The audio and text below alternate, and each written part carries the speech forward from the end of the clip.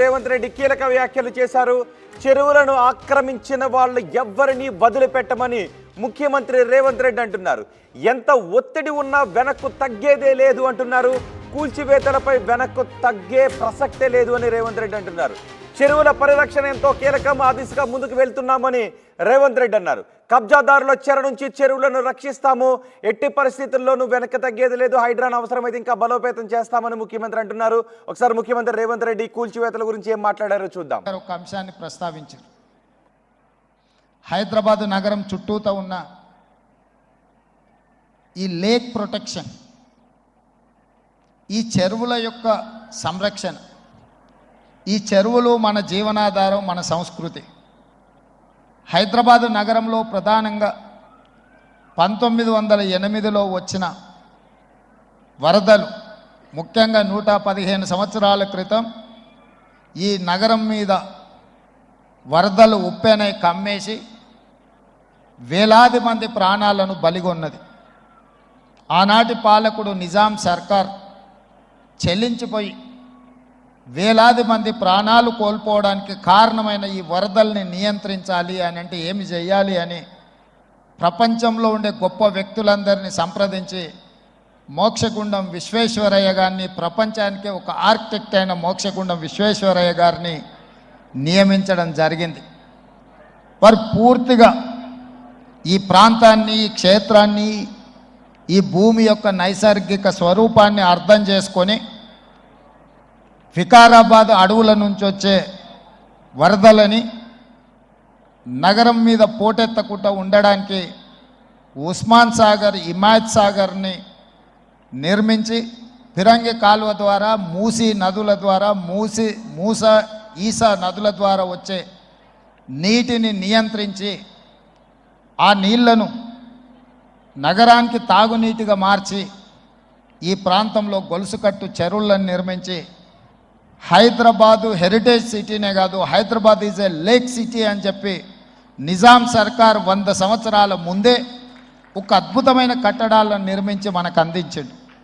వారి వారసత్వంగా వచ్చిన ఈ కట్టడాలు మొన్న జరిగిన ఎండాకాలంలో తాగునీటి సమస్య వచ్చే కృష్ణా, గోదావరి ఎండిపోతే హైదరాబాదు నగరానికి దాహార్తి తీసింది గండిపేట, అంటే ఉస్మాన్ సాగర్, హిమాయత్ సాగర్ నుంచి ఈ నగరానికి తాగునీటిని వాడుకున్నామన్న సంగతి రాష్ట్ర ముఖ్యమంత్రి నేను చెప్పదలుచుకున్నా.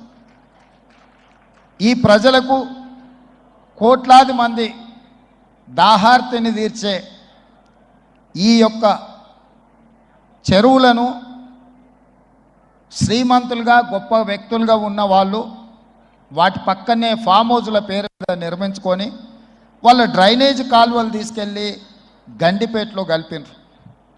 నేను ఇక్కడ వేదిక మీద ఉన్న పెద్దలతో పాటు ఇక్కడ వచ్చిన భక్తులను నేను ఒకటే మాట అడగదలుచుకున్నా.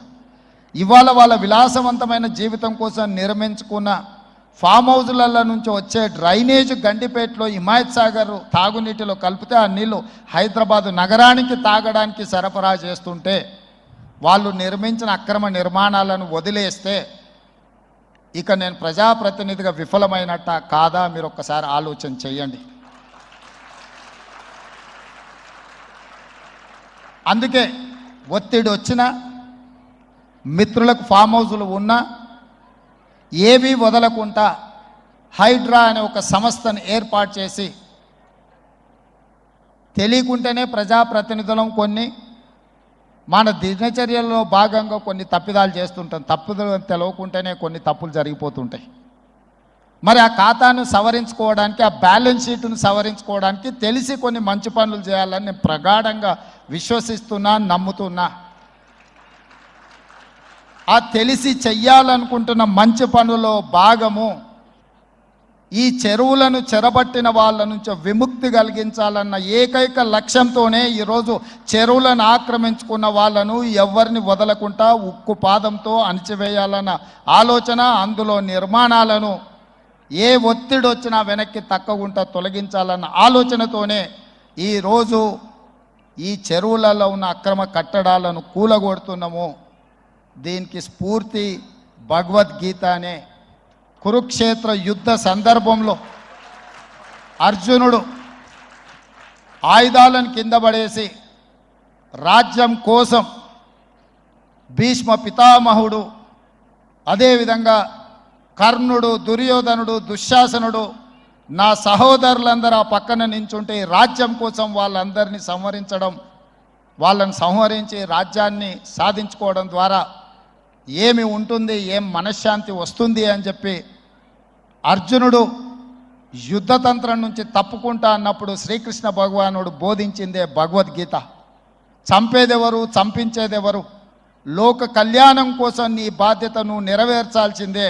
ధర్మం బ్రతకాలి, అధర్మం ఓడాలి అంటే నువ్వు యుద్ధం చెయ్యాల్సిందే అనే యుద్ధ నీతిని ఆ రోజు అర్జునుడికి బోధించింది శ్రీకృష్ణ భగవానుడు. ఇవాళ ఆ శ్రీకృష్ణ భగవానుడి బోధనానుసారమే ఈరోజు ఈ చెరువులను కాపాడే కార్యక్రమాన్ని నేను తీసుకుంటున్నా. నాకు తెలుసు ఈ చెరువులలో నిర్మాణమైన విలాసవంతమైన ఫామ్ హౌజులు ప్రభుత్వాన్ని ప్రభావితం చేయగలిగిన స్థానాలలో ఉన్న చాలామంది వ్యక్తులు ఉన్నారు. ప్రత్యక్షంగా ప్రభుత్వంలో భాగస్వాములు అయి ఉండొచ్చు, లేకపోతే సమాజం మీద బాగా ప్రభావితం చేయగలిగిన వ్యక్తులు ఉండొచ్చు. కానీ వాటన్నిటినీ నేను పట్టించుకోదలుచుకోలే. ఇది భవిష్యత్ తరాలకు, ఇది రాజకీయాలకు సంబంధం లేదు. నేను స్పష్టంగా చెప్పదలుచుకున్నా. రాజకీయాల కోసమో లేకపోతే రాజకీయ నాయకులను కొంతమందిని దృష్టిలో పెట్టుకొని చేపడుతున్న కార్యక్రమం కాదు ఇది. భవిష్యత్ తరాలకు, మన పిల్లలకు, వాళ్ళ పిల్లలకు వారసత్వంగా మనం అందించే సంపద ఈ సరస్సులు, ఈ నదులు, లేకపోతే ఈ రోజున్న ఈ చెరువులు. ఈ ప్రకృతి సంపదను మనం విధ్వంసం చేస్తే ప్రకృతి మన మీద కక్ష కడుతుంది. ప్రకృతి మన మీద ప్రకోపిస్తే మనం చెన్నైలో చూసినాం, అదేవిధంగా ఉత్తరాఖండ్లో చూసినాం, నిన్నగాక మొన్న వాయనాడు, మనం కేరళలో చూసినాం. ఈరోజు ఇలాంటివన్నిటిని దృష్టిలో పెట్టుకున్నప్పుడు ఈ హైదరాబాదు నగరాన్ని రక్షించుకోవాల్సిన బాధ్యత మన అందరి మీద ఉన్నది. ఇది ఒక సుందరమైన నగరం. ఈ నగరానికి ఈ చెరువులే ఒక అందం. ఈ చెరువులను కాపాడే బాధ్యత ఈ ప్రభుత్వం తీసుకుంటుంది.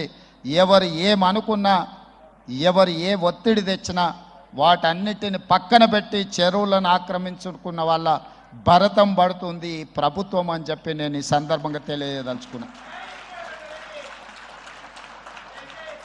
ఆనాడు కురుక్షేత్రంలో ధర్మం వైపు శ్రీకృష్ణుడు, అర్జునుడు నిలబడ్డందుకే ఈరోజు ఆ ధర్మం అనేది కాపాడింది.